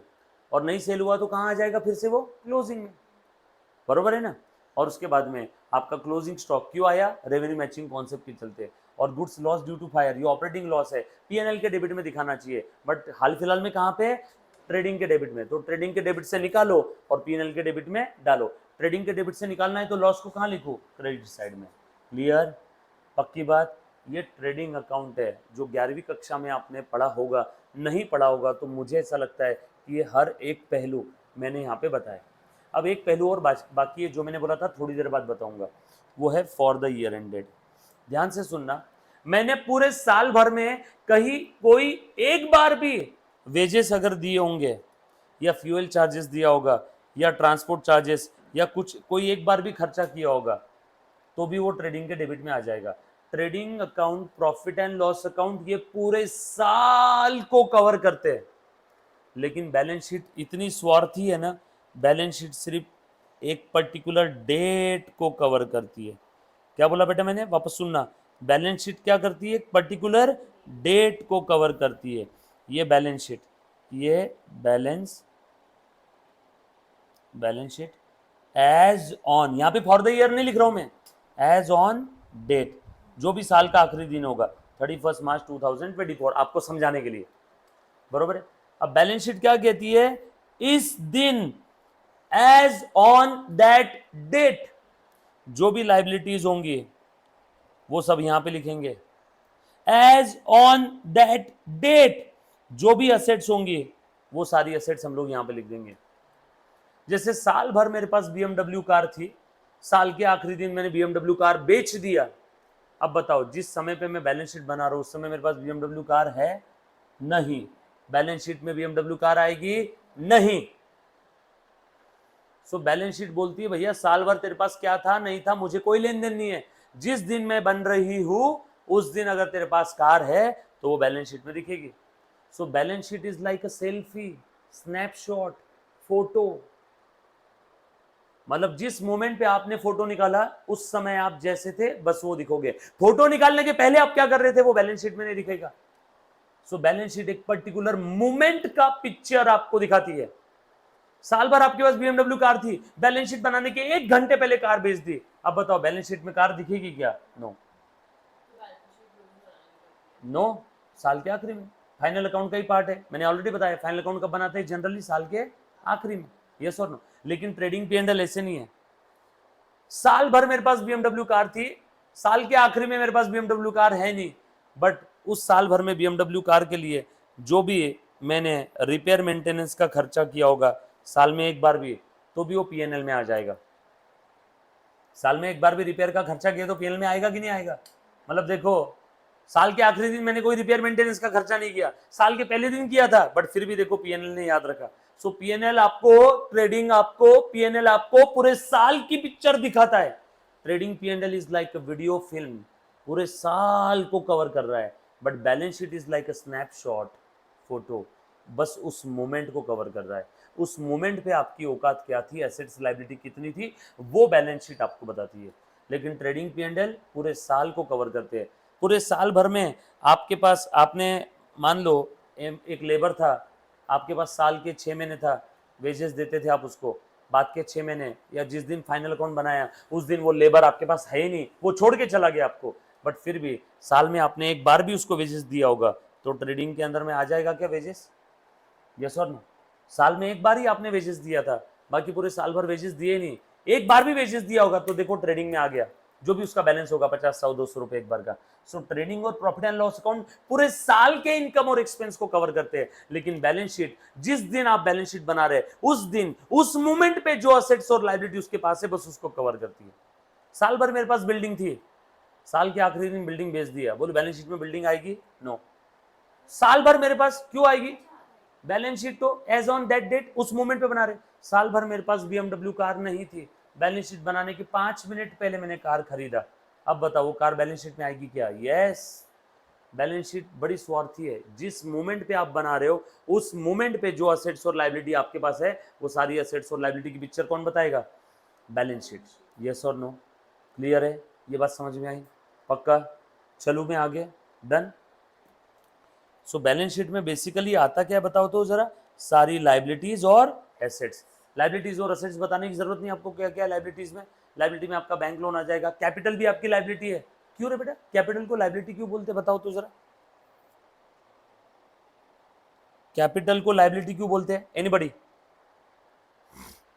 आज मैं थोड़ा एक्स्ट्रा लेने वाला हूँ क्योंकि मंडे को मेरा ऑफ रहेगा, इसलिए आज मैं थोड़ा एक्स्ट्रा ले रहा हूँ बेटा, जो बच्चे लाइव स्ट्रीमिंग देख रहे हैं। हाँ बोलो। तू मारेगी मैं मारू इसको? कैपिटल को लायबिलिटी क्यों बोला गया है? बोलो, ट्राई करो, कभी भी आ जाए। हाँ, और कोई? मुझे एक बात बताओ, लायबिलिटी का मतलब क्या है? जो हर वो चीज जो मुझे वापस करनी है। कैपिटल मुझे वापस करना है क्या? हाँ, मैं बिजनेस हूँ, ओनर ने मेरे अंदर पैसा इन्वेस्ट किया, जिस दिन मैं बंद हो जाऊंगा, मैं कौन हूँ? मैं बिजनेस हूँ। ओनर ने मेरे अंदर पैसा इन्वेस्ट किया, जिस दिन मैं बंद हो जाऊंगा उस दिन ओनर का जो कुछ मेरे अंदर इन्वेस्टमेंट है वो मुझे उसे वापस लौटाना होगा। हर वो चीज जो फ्यूचर में मुझे लौटानी है वो मेरे लिए क्या है? Liability. So liability towards home? Capital is the liability towards owner, bank loan is the liability towards that bank जिससे भी आपने लोन लिया है। यस और नो? सो हर वो चीज जो मुझे फ्यूचर में लौटानी है उस समय क्या बोलूंगा? लायबिलिटी। कुछ बात समझ में आ रही है सभी को? सो कैपिटल किसको वापस करना है? ओनर को। कब? जिस दिन धंधा बंद होगा। किस दिन धंधा बंद होगा? फ्यूचर में। खेल खत्म ना। फ्यूचर में जो भी चीज वापस करना है उसको हम लोग क्या बोलेंगे? लायबिलिटी। तूने अभी अभी एक प्राणी की लायबिलिटी को खत्म कर दिया, उसने जिस भगवान से प्राण लिए थे तूने उसके प्राण वापस उसको पहुंचा दिए ऊपर में। चलो ध्यान से सुनना। सो कैपिटल लायबिलिटी है, बैंक लोन लायबिलिटी है, any amount payable, creditors, creditors payables, ये सब क्या है? लायबिलिटी है। Yes sir. एसेट्स में क्या क्या आ जाएगा बताओ? हाँ बोलो बोलो फटाफट से। Cash, car, computer, furniture, land and building, closing stock. बरोबर है क्या? साल के आखिरी दिन का बैंक बैलेंस, असेट है ना सब मेरे लिए? क्लियर है? कुछ बात समझ में? सो ये थे आपके 3 अकाउंट। अब इसमें क्रेडिट साइड की टोटल ज्यादा है, डेबिट साइड की टोटल कम है। क्रेडिट साइड मतलब कौन सी साइड है बेटा? इनकम। इनकम साइड की टोटल ज्यादा है तो यहां पे क्या आएगा?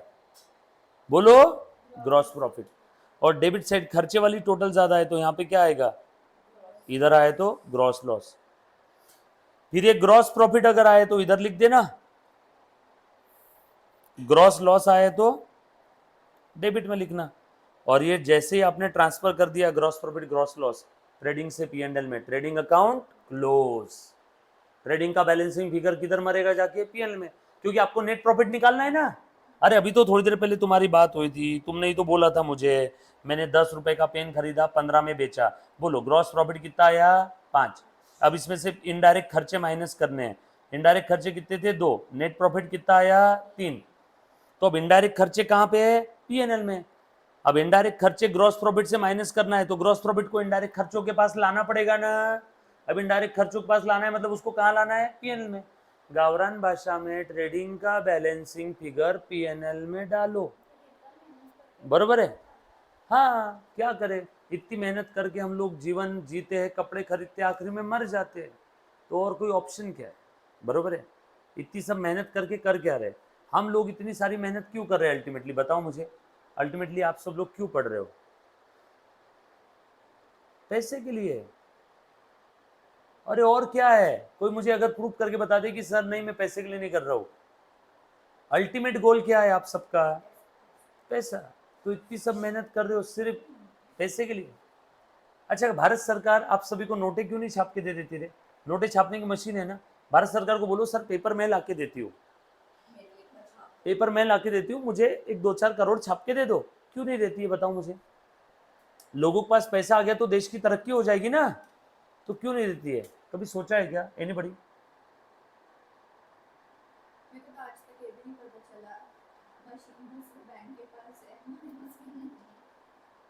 बोलो बोलो, क्यों नहीं देती है सरकार? पूनम, वेदांत, सब लोग के पास पैसे हैं तो कैसे चलेगा ना, बैलेंस नहीं रहेगा। ओके, बैलेंस मेंटेन होना जरूरी है।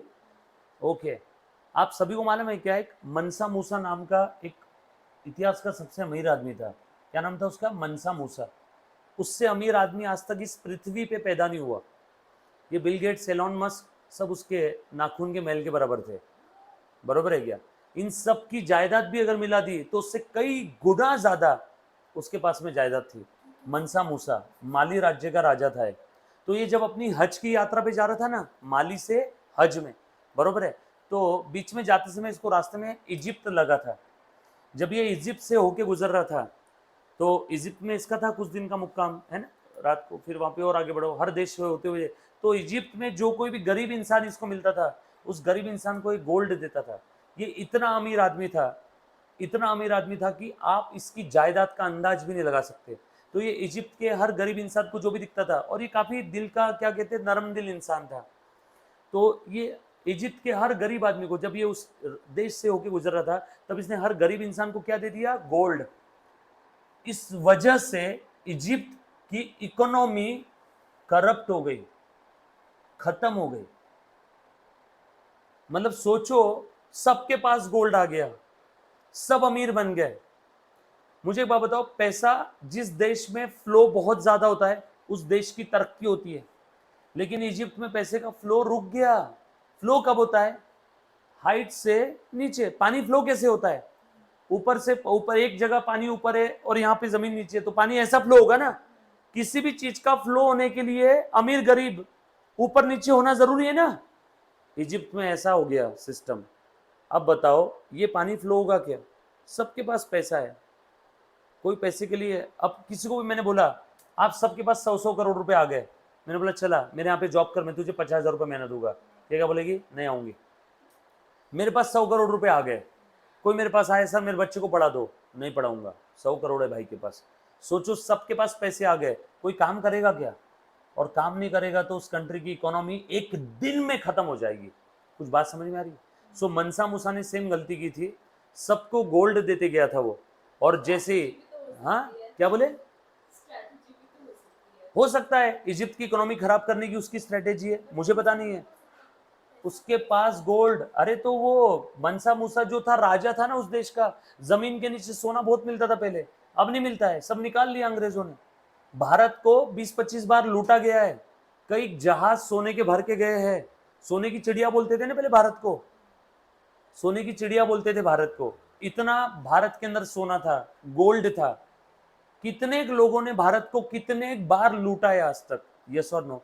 इतना था। उसके अंदर में काफी मुगल ये भी थे राजा लोग, तो उन्होंने बहुत लूटा है। और वहां पे अब वो मनसा मूसा के पास पैसा कहाँ से आया, उसके लिए मैं एक दिन अलग स्टोरी बताऊंगा, बरोबर है। बट अभी कहने का मतलब क्या है, इकोनॉमिक्स जो है, इकोनॉमिया, इकोनॉमिया मतलब क्या? साइंस और स्टडी ऑफ स्केर्सिटी, कमी। कभी जब तक के मार्केट में कमी नहीं आएगी तब तक कोई उसके लिए काम नहीं करेगा। सबके पास भरपूर पैसा आ गया, कोई काम करेगा क्या? फ्लो सबके पास, सबका पैसे का इक्वल है, कहीं यहाँ पे ऊपर नीचे है ही नहीं, तो फ्लो होगा क्या? मुझे बात बताओ, एक बकेट के अंदर में पानी भर दो, एक लेवल है, फ्लो होगा कुछ? नो। फ्लो होने के लिए अमीर गरीब होना बहुत जरूरी है। इसीलिए सरकार किसी भी, हर किसी गरीब इंसान को नोटें छाप के नहीं देती है। सब अमीर हो गए तो वो देश बर्बाद हो जाएगा, देश बर्बाद हो जाएगा, इकोनॉमिक कोलैप्स हो जाएगी उस देश की। कुछ बात समझ में आ रही क्या? खैर छोड़ो, हम लोग कहाँ से कहाँ चले जाते हैं। तो अल्टीमेटली हर कोई किसके लिए काम कर रहा है? पैसे के लिए काम कर रहा है। कहाँ से कहाँ पहुंच गए थे हम लोग? हाँ आजा, ये तो कुछ भी मत सवाल पूछा कर रहे अल्पना। सो ग्रॉस प्रॉफिट कहाँ ट्रांसफर करेगी? ग्रॉस प्रॉफिट या ग्रॉस लॉस? ट्रेडिंग का बैलेंसिंग फिगर कहाँ ट्रांसफर किया? पी एंड एल में। और पी एंड एल का बैलेंसिंग फिगर इधर आया तो क्या आएगा? क्रेडिट साइड की, इनकम साइड की टोटल ज्यादा है तो इधर क्या आएगा? Net profit. और एक्सपेंस साइड की, बोल बोल प्लीज, हाँ बोलो। और इस साइड की टोटल ज्यादा है तो क्या आएगा? Net loss.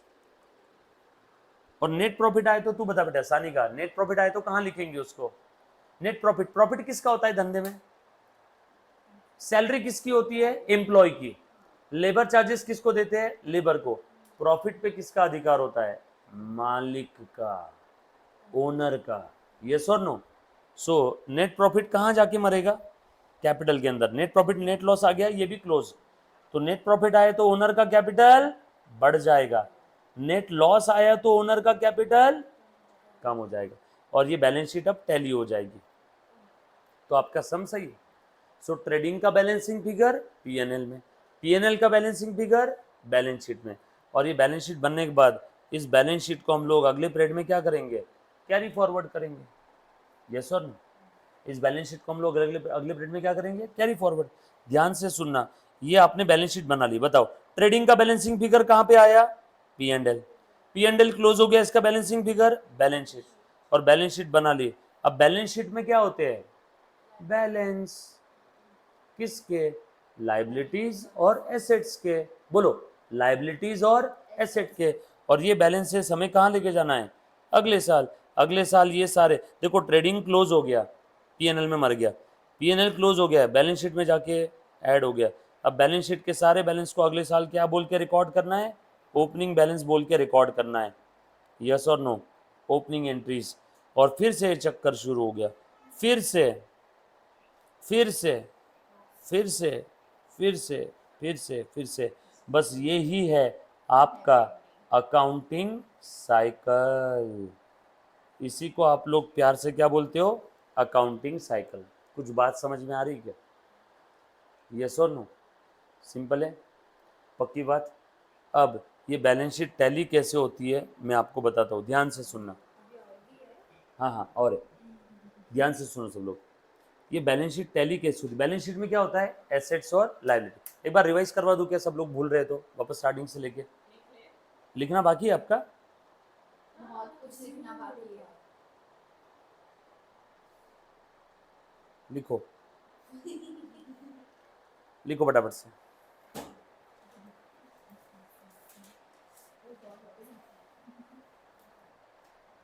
लिखो जल्दी जल्दी से लिखना है बेटा सभी ने। कल भी है, कल सैटरडे। हाँ कल है, कल है। सुनो मेरी बात समझो, देखो मुझे कोई दिक्कत नहीं है, आप बोलो मैं कल छुट्टी दे दूंगा, नहीं, हम बोल रहे कि कल सैटरडे, कल नहीं नहीं कल है, मंडे को मैं दे रहा हूँ छुट्टी। नहीं, कल छुट्टी नहीं मांग रहे हो, हाँ हाँ, कल आके कर नहीं कल तो नॉर्मल है, मैं तो मंडे का पढ़ा रहा हूँ। ट्यूसडे को पढ़ा दो। देखो कैसा, मैंने मुझे है ना इधर बानेर एरिया में ना कुछ अलग करना है, मैं भी अगर वो ही करूँगा जो बाकी क्लास वाले करते हैं तो मुझे भी वही मिलेगा जो बाकी क्लास वालों को मिलता है, फेल्यूर।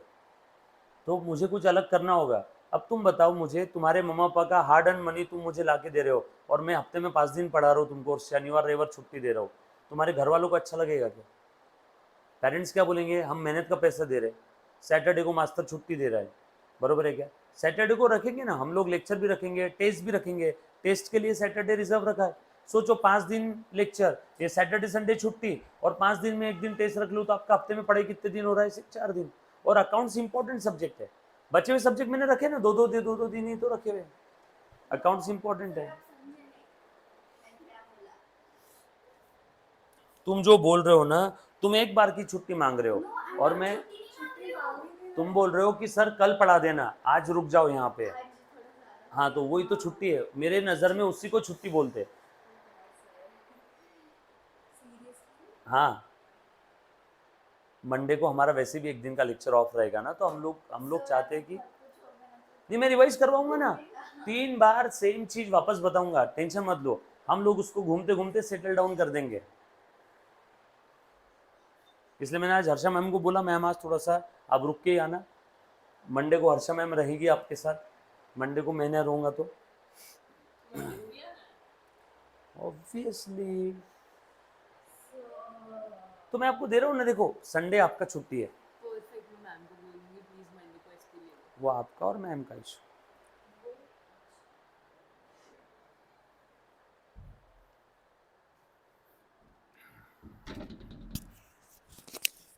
लाया रिपोर्ट।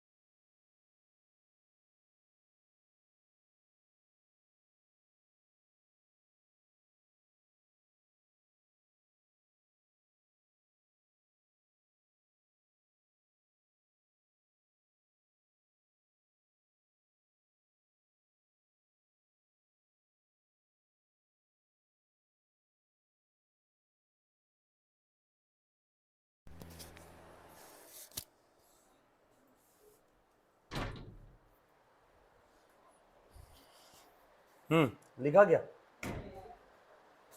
कर क्या रहे हो रे तुम लोग? लिख रहे हैं पूरा है। पूरा ही लिखना था।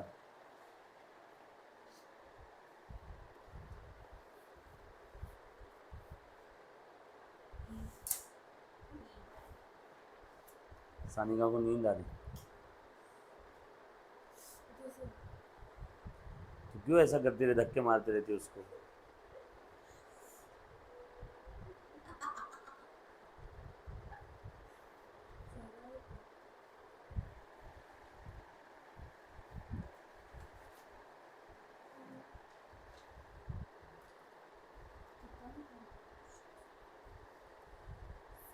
अच्छा एक सुनना, एक सेकेंड, एक बात सुनो सब लोग। आपको मैं लिखने के लिए समय देता हूँ, सिर्फ एक बार पहले कॉन्सेप्ट बताता हूँ, लिखने के लिए समय दे रहा हूँ। हाँ, कौन है? हाँ, आया आया आया, एक मिनट, बैठा बैठा। भविष्य, देश का भविष्य ये है, इधर 5-5 मेरे सामने। मैं आपको लिखने का समय देता हूँ, एक सेकेंड, एक बात सुनिए, बात सुनना सब लोग। जैसे आप सभी लोग जानते हो, काम की चीज़ें ये भी आपने बाद में लिखना, मैं लिखने के समय दे रहा हूँ। देख जानवी, ध्यान दे मुन्ना, आप सभी लोग जानते हो, जब भी मैं कोई फाइनेंशियल ट्रांजैक्शन की बात कर रहा हूँ, ये सारा लफड़ा, खेल कहानी शुरू कहाँ से हुआ? फिनेंशियल ट्रांजैक्शन से। यस और नो? ट्रांजैक्शन ही ना होता तो रिकॉर्डिंग ना होती, तो पोस्टिंग ना होता, तो बैलेंसिंग नहीं होती, तो ट्रेडिंग पीएनएल बैलेंस शीट भी नहीं होता। यस और नो? और आप सभी लोग जानते हो ट्रांजैक्शन का मतलब क्या है? इस हाथ ले, उस हाथ दे। लेन देन के अलावा और कुछ होता है क्या इस दुनिया में? ये देखो, ये आप हो, ये आप माल बेच रहे हो, और ये कोई कस्टमर है।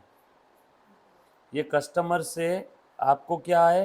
पैसे, और बदले में आपने उसे क्या दिया? गुड्स दिया या सर्विसेज दी। डॉक्टर हो तो आप सर्विस दोगे, किराना दुकान वाले हो तो आप गुड्स दोगे, या आपने आपकी कोई असेट बेची, सामने वाले को कुछ न कुछ दिया है। देखो, सामने वाले को कुछ न कुछ दिया है, तो बदले में आपको कुछ न कुछ मिला है। ये आपको मिला, आपने लिया, लेन देन। इसके हिसाब से भी वही है, लेन देन। तो हर ट्रांजैक्शन में दो पहलू, दो एस्पेक्ट, दो नजरिए, दो अप्रोच होते हैं, और उन्हीं दो अप्रोच को, दो एस्पेक्ट को, दो नजरिए को हम लोग लेन देन या अकाउंटिंग की लैंग्वेज में डेबिट क्रेडिट कहते हैं। अब ये मत पूछना डेबिट यानी लेन या देन, क्योंकि कभी कभी डेबिट यानी लेन, कभी कभी डेबिट यानी देन। डेबिट का मतलब असेट बढ़ना भी होता है, डेबिट का मतलब लायबिलिटी कम होना भी होता है। सो इस ट्रांजैक्शन में लेन देन हर बार इक्वल रहेगा या अनइक्वल रहेगा? अनइक्वल। मतलब आप किराना दुकान पे जाते हो, 100 रुपए देते हो, तो बदले में 150 का सामान मिलता है, या 90 का, या 100 का?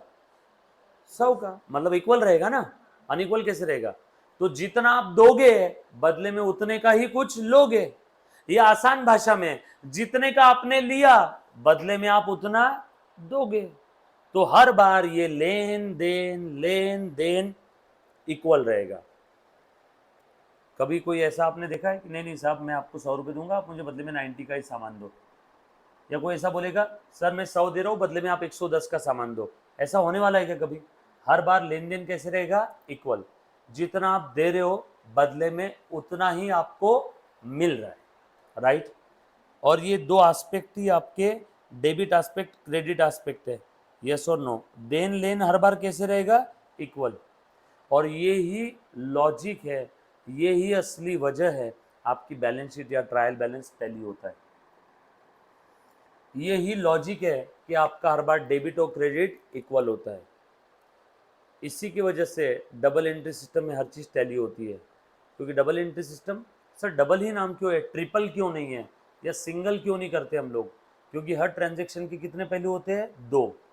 डबल है या ट्रिपल है? दो। कितने पहलू है? दो। इसीलिए हम लोग कौन सा सिस्टम फॉलो कर रहे हैं? Double entry system. Are you getting my point? Yes और नो? ये बात समझ में आई सभी को? दुनिया में क्या होता है? लेन देन। लेन देन के अलावा कोई तीसरी चीज होती है क्या? नो। इसीलिए हम लोग हर ट्रांजैक्शन को दो पहलू, दो एस्पेक्ट, दो नजरिए के पॉइंट ऑफ व्यू से देखते हैं। और ये ही दोनों एस्पेक्ट को हम लोग प्यार से ड्यूअल एस्पेक्ट कहते हैं। जैसे हर सिक्के के दो साइड होते हैं ना, वैसे ही हर ट्रांजेक्शन के भी दो साइड होते हैं। वो दो साइड यानी कौन सी साइड है? Debit side, credit side. जैसे कि ओनर ने धंधे में 25,000 रुपए लेके आया, बिजनेस स्टार्टेड विथ कैश ₹25,000। बता एंट्री क्या रहेगी इसकी? ओनर ने बिजनेस में कैश लेके आया 25,000, बोलो एंट्री क्या रहेगी? बिजनेस में 25,000 रुपए कैश लेके आया ओनर, बताओ एंट्री क्या रहेगी इसकी? Cash account debit to capital. Simple है। कितने बार हमने पढ़ा था? Cash account debit to capital. एक बार आपने उसी 25,000 को कैश बोल के डेबिट किया, एक बार आपने उसी 25,000 को कैपिटल बोल के क्रेडिट किया। क्या दो बार लाया क्या उसने 25,000 कि एक बार ही लाया? लाया एक ही बार, बट एक बार उसी 25,000 को आपने डेबिट लिखा, एक बार उसी 25,000 को क्रेडिट लिखा। क्यों हुआ ऐसा?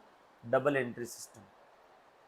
ध्यान से सुनना, मैं आपको एक चीज बताने जा रहा हूं।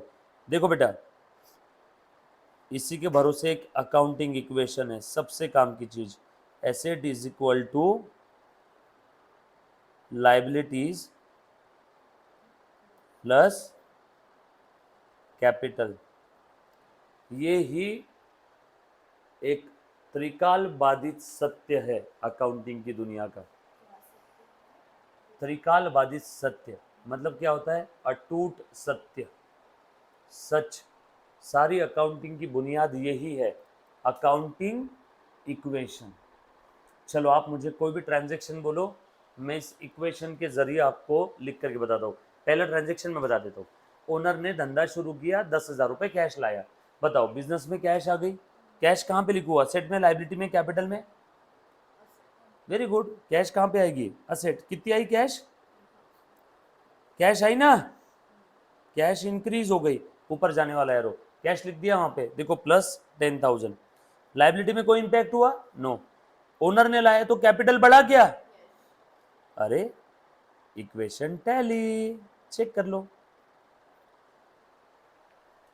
इक्वेशन टैली हो गया ना, 10,000 इज इक्वल टू 0 प्लस 10,000। और कोई ट्रांजेक्शन बोलो मुझे। माल खरीदा, माल खरीदा 2,000 रुपए का, कैश दे दिया। 2,000 में माल खरीदा, कैश दे दिया। बोलो बेटा इसका इफेक्ट कैसे होगा? माल खरीदा तो बिजनेस में माल आया क्या? स्टॉक आया। स्टॉक ये क्या है? आपकी एसेट। तो स्टॉक बढ़ गया, स्टॉक बढ़ गया, और बदले में पैसे दे दिए क्या? पैसे दिए, पैसे, कैश। ये भी क्या है? आपकी एसेट। कैश कम हो गई क्या?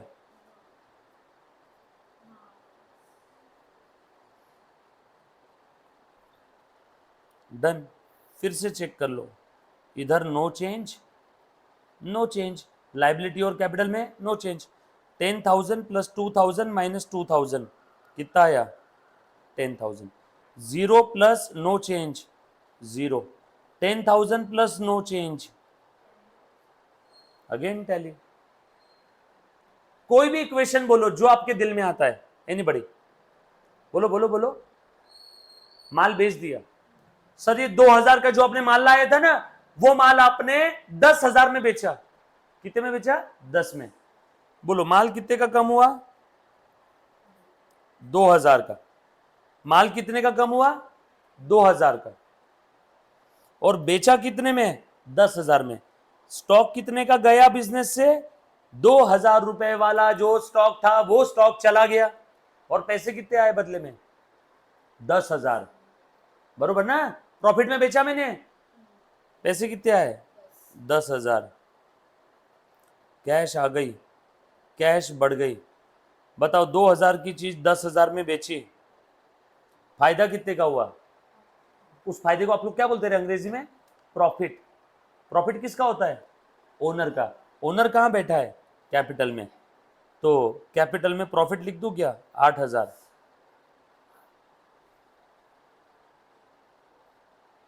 चेक कर लो, 10,000 माइनस 2,000 प्लस 10,000, बोलो बेटा कितना आया? 18,000। 0 प्लस नो चेंज, 0। 10,000 प्लस 8,000, अरे अगेन टैली। जो आपके दिल में आए वो ट्रांजैक्शन बोलो। लाखों करोड़ों ट्रांजैक्शन बोल दिए तो भी इक्वेशन टैली होते रहेगा। और आपको एक अंदर की बात बताऊं, यही तो आपके बैलेंस शीट की लाइबिलिटी साइड है और ये आपके बैलेंस शीट की असेट साइड है। मतलब बैलेंस शीट टैली करना है तो दूध पीते बच्चे का काम है। अब अरे देखो ना, आपके बैलेंस शीट के लाइबिलिटी साइड में अभी अभी क्या लिखा था आपने, कैपिटल और ये अदर लाइबिलिटी। ये कौन सी साइड है, लाइबिलिटी साइड, और ये क्या है, असेट साइड। और हर बार असेट और लाइबिलिटी टैली होती है क्या?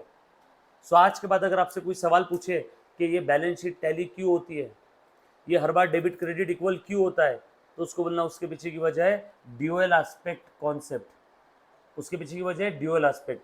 हर ट्रांजेक्शन में दो एस्पेक्ट है, ड्यूअल ड्यूअल सिम कार्ड होता है ना, दो सिम कार्ड ड्यूअल, दो एस्पेक्ट है, दो नजरिए है, दो अप्रोच है, लेन देन है, और वो हर बार लेन देन कैसे रहेगा, इक्वल। इसीलिए आपकी बैलेंस शीट टैली होती है। कुछ बात समझ में आई सभी को? पक्की बात? अब आराम से लिख लो बैठ करके। Yes, thank you very much guys, love you all, take care, bye.